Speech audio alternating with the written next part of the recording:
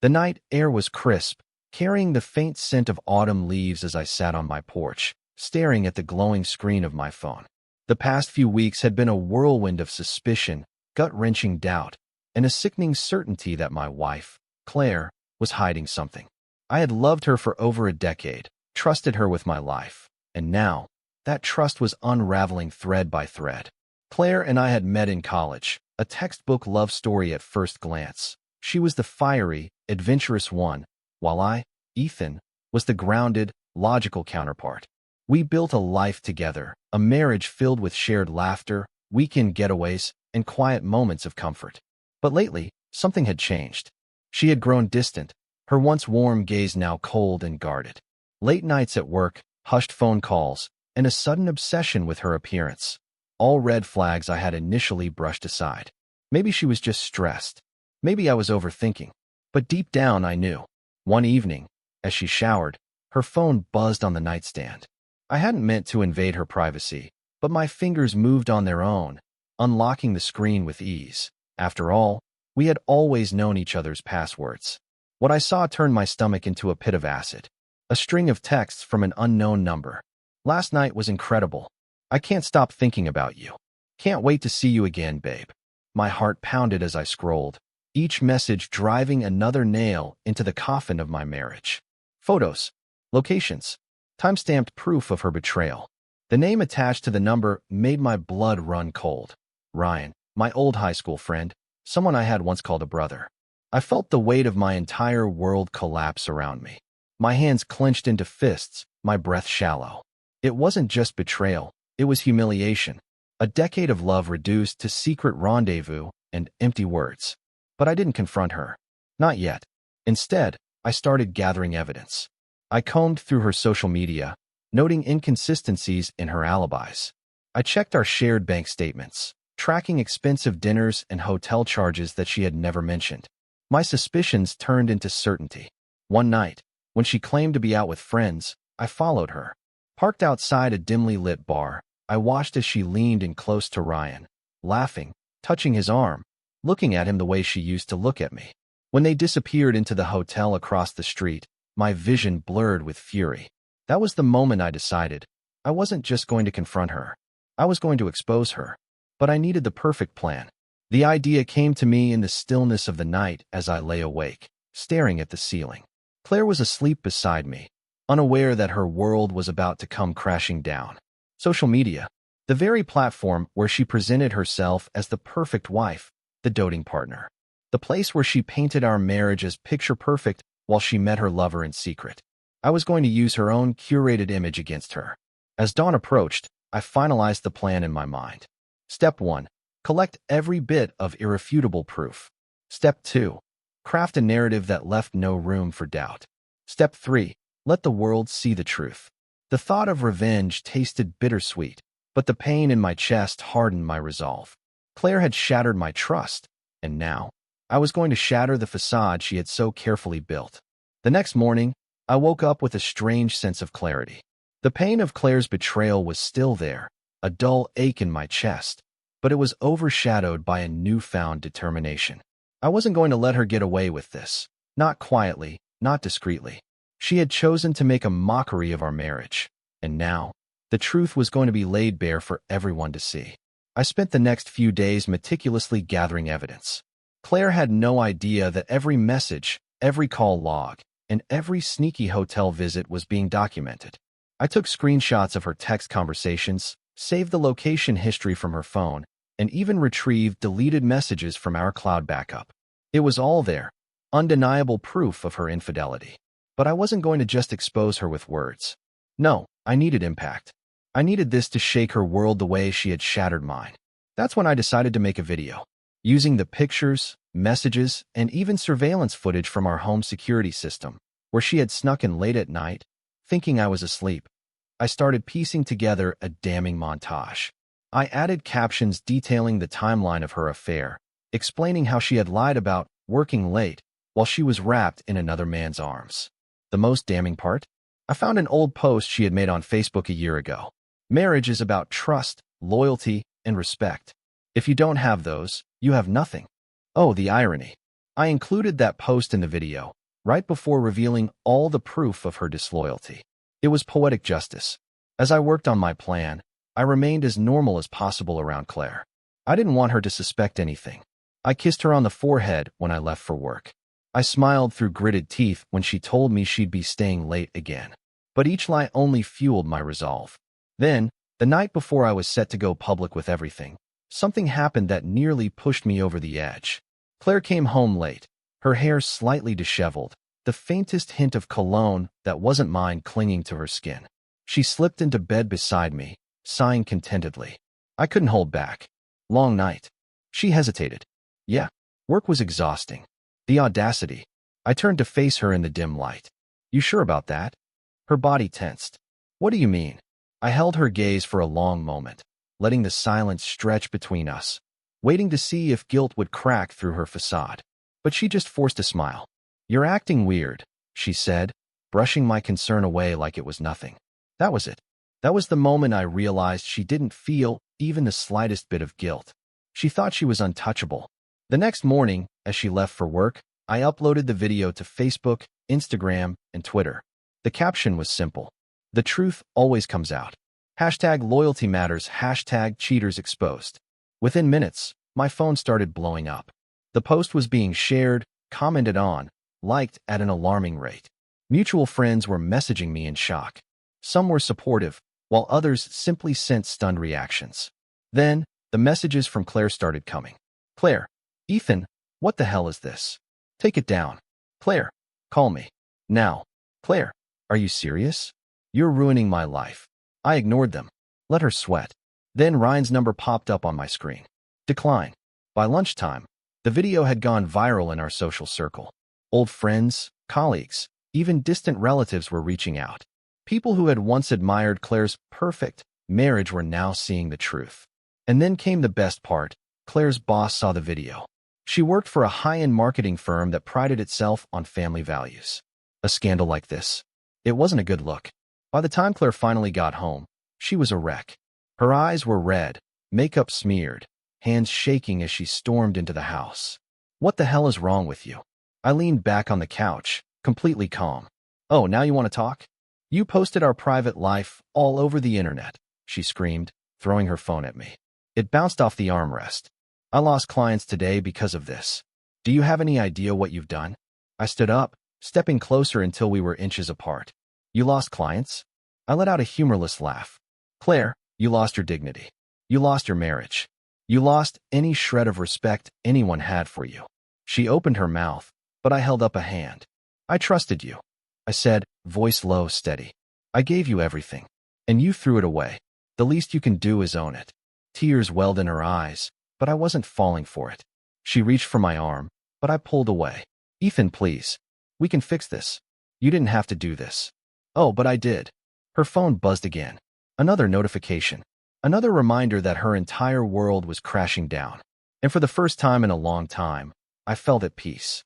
Claire stood frozen in the middle of the living room, her breath coming in short, panicked gasps as she scrolled through her phone. Every second, new comments flooded in. Friends, co-workers, even acquaintances from years ago chiming in with their shock, disappointment, and in some cases, satisfaction. Wow, Claire. And you always acted so high and mighty. Karma's AB****. Unbelievable. You preach loyalty while sneaking around? Disgusting. Ethan, stay strong, man. You deserve better. She lifted her gaze to me, tears streaking down her cheeks. You destroyed me.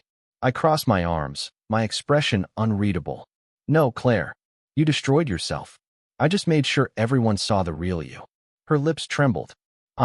I was going to stop. I was going to end things with Ryan. I let out a hollow laugh. Oh, really? When? Before or after you spent the night at his place last week? Her eyes widened, her last line of defense crumbling. She knew I had proof. There was no more lying her way out of this. You have no idea what you've done, she whispered. My boss saw this. My job. I know, I interrupted coldly.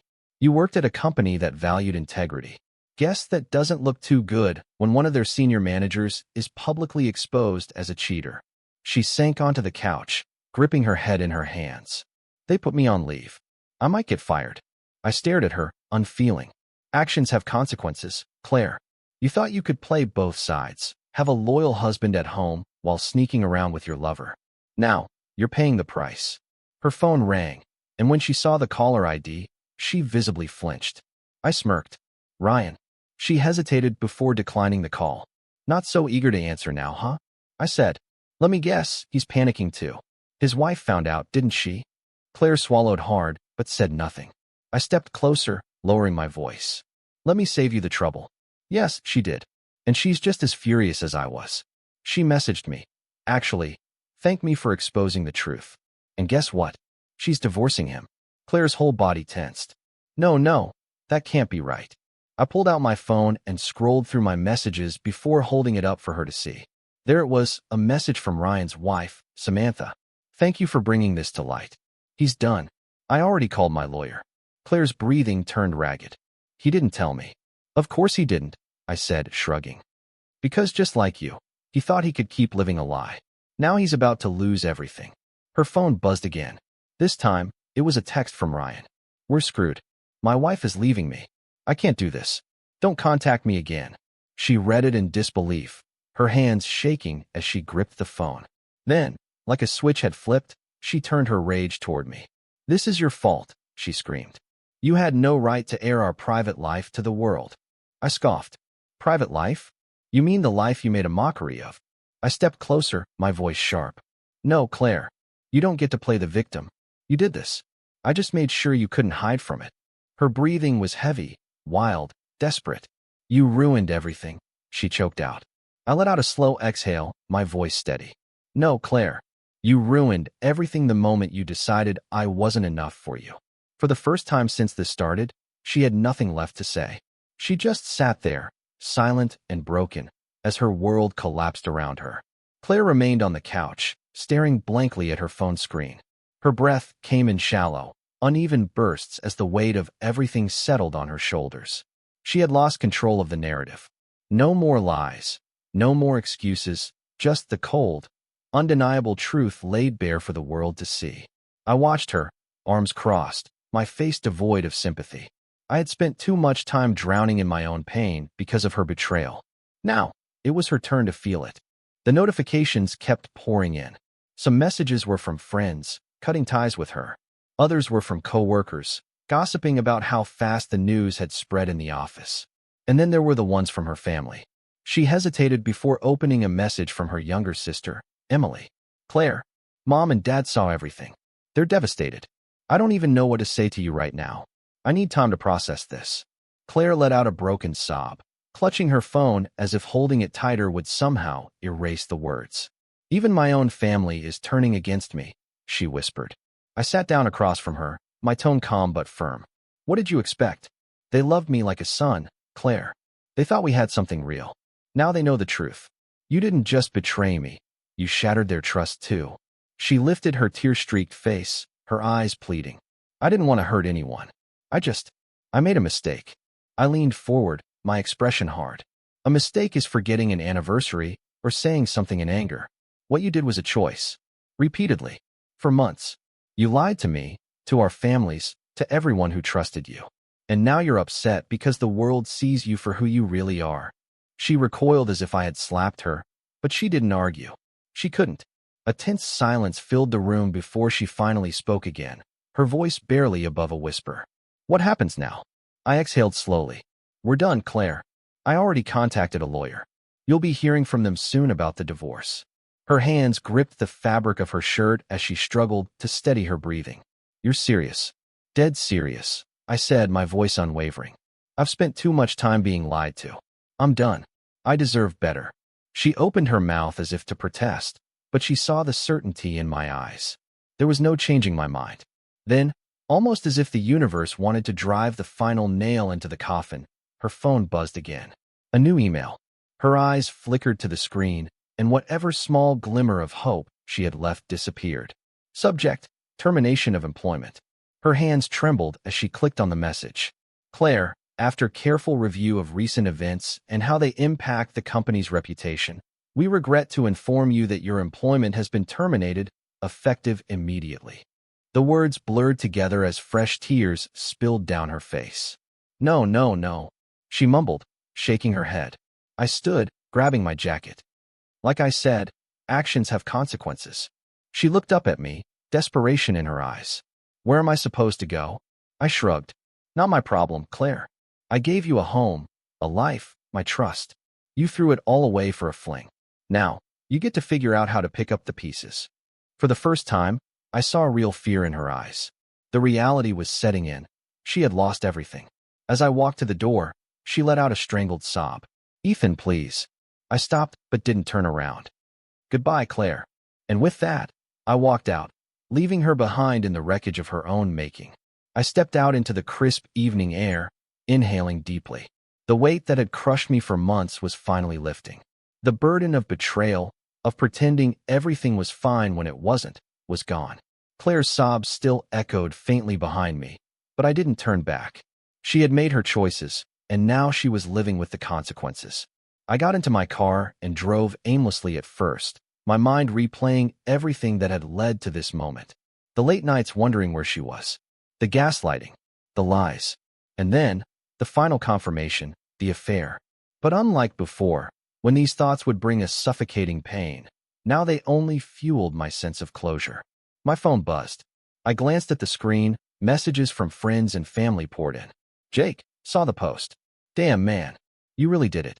If you need anything, I got you. My mom. I'm so sorry you had to go through this, Ethan. But I'm so proud of you for standing up for yourself. We love you. My boss. Take a few days off if you need. You handled this with class. Hope you're doing okay. It felt strange. Just days ago, I had felt completely alone in this nightmare. Now, I realized I was never really alone. The people who truly mattered had my back. I pulled into a quiet parking lot and stared out at the city skyline. For the first time in a long time, I allowed myself to just breathe. Claire's downfall had been swift. The affair exposed, the public humiliation, her job gone. She had lost it all. But it wasn't about revenge anymore. It was about setting myself free. Life had begun to move forward. Claire moved out of the apartment we once shared, though I wasn't sure where she ended up. Her family had distanced themselves, and her friends, the ones who hadn't abandoned her, weren't in any position to help. As for her affair partner, well, his wife had kicked him out, and last I heard, he was living out of a motel. Meanwhile, I was rebuilding. I had thrown myself into work, the gym, reconnecting with friends I had neglected during my marriage. I found joy in the little things, morning runs, reading books I never had time for, even cooking for myself instead of ordering takeout. Then, one evening, as I was scrolling through my messages, an unfamiliar number popped up. Claire, can we talk? I stared at the message, debating whether to respond. Against my better judgment, I did. Me, about what? She replied almost instantly. Claire, please, just meet me. One last time. I sighed. Part of me wanted to ignore her. But another part, the one that sought true closure, told me I should hear her out. We met at a small cafe, one we used to go to when things were still good between us. She was already there when I arrived, nursing a cup of coffee, looking far different from the confident woman I had once known. Her eyes were tired, her hair slightly unkempt, her expression hollow. She looked up as I sat down, offering a weak smile. Hey. My tone was neutral. She fidgeted with her cup before sighing. I know I'm the last person you want to see. I needed to say a few things. I waited. She swallowed hard. I messed up, and I know saying sorry isn't enough, but I am sorry, Ethan, for everything. I took you for granted. I lied to you. I hurt you, and I ruined my own life in the process. I studied her carefully. For the first time, she wasn't making excuses. She wasn't blaming me or trying to twist the story. This was pure regret. I lost my job. Most of my friends won't talk to me. My own parents can barely look at me, she continued, her voice breaking. And the worst part is, I have no one to blame but myself. I exhaled slowly. You're right. You did this to yourself. She flinched but nodded. I know, and I don't expect you to forgive me, but I wish I could take it all back. If I could, I would. I leaned back, letting her words sink in. Finally, I spoke. I appreciate the apology, Claire, but it doesn't change anything. What's done is done. Tears welled in her eyes, but she didn't argue. I loved you, I said, my voice steady. I gave you everything I had, and you threw it away. I don't hate you, Claire. I just don't have anything left to give you. A single tear slipped down her cheek as she nodded. I understand. We sat in silence for a moment before she wiped her face and stood up. I won't bother you again. I just needed you to know. I do regret it. I nodded. Goodbye, Claire. She hesitated, as if she wanted to say more, but instead, she turned and walked out of the cafe, disappearing into the night. And just like that, the final chapter of our story closed. In the months that followed, I continued rebuilding my life. I focused on myself, my career, my happiness. I traveled, met new people, and slowly but surely, the pain faded. Claire became nothing more than a lesson, one that taught me my worth. And as I stood on the rooftop of my new apartment one evening, looking out at the city lights, I smiled to myself. I had survived. I had won. And most importantly, I was finally free.